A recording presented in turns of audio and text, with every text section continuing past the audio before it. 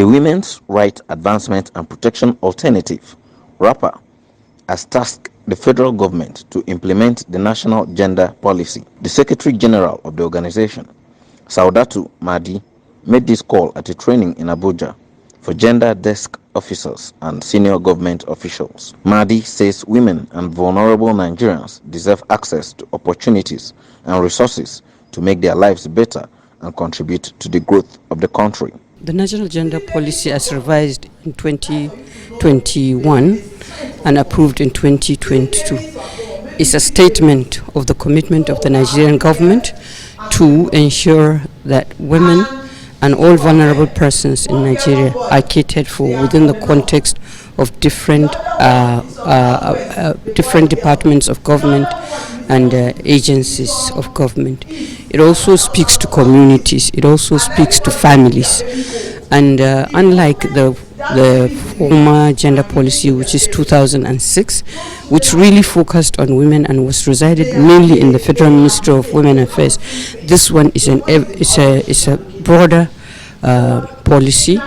It also clearly states the roles and responsibilities of each ministry. There is a framework for implementation which speaks to the specific roles of each MDA has, which community groups can do, which family leaders should also see to. Most importantly, I think everybody can locate himself or herself or his community or her community within the new national gender policy. It is our own product. It is also a product that belongs to everyone and concerns everyone.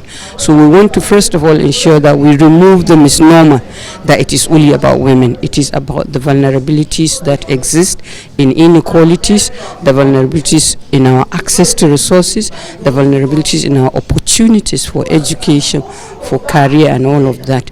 If government can go ahead and implement this policy, we would actually not necessarily be looking for other policies or other things that ensure that Nigerians, men and women, strong and weak, impaired or persons with disability, persons with special needs, are all catered for and are all contributing to the development and the growth of Nigeria. We believe that the majority of our population are usually not part of the decision-making processes.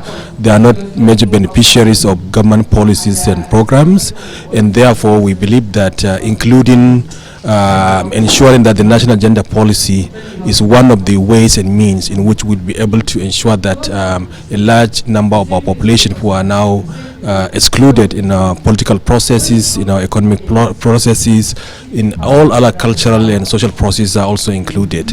And that's why we thought that one of the major instruments that we can use is how do we support the implementation of the national gender policy. I'm looking forward to a Nigeria where it's not only people are talking about ethnicity and religion, but also people about gender, as when we are looking at our candidates, whether in terms of elected positions or whether in terms of appointed positions.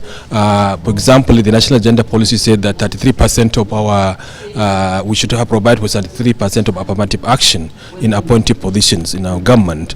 But you find out that all our governments have been in breach of that one. So I'm hoping that the same uproar, some outcry, the same kind of social media response that has happened in terms of how the major political parties have appointed or elected their officials, I hope that that kind of same kind of frustration, anger, and concern will be expressed toward the other positions that are coming, either elective or appointed positions in the 2023 elections. We are building the new policy on 3 pillars, and that is the pillar of gender equality, because it's a goal, women empowerment, because gaps is still everywhere, but working with women is opening eyes to other inequalities in society.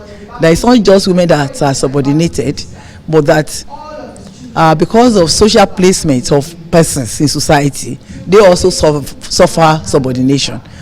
For example, people with disability, the elderly, and many other persons, the youth sometimes, depending on which family you are from. We must take a systemic action. That then resonates with the fact that this policy is not a policy for the Ministry of Women Affairs alone. Women Affairs will only do the little it can do as it relates its own mandate.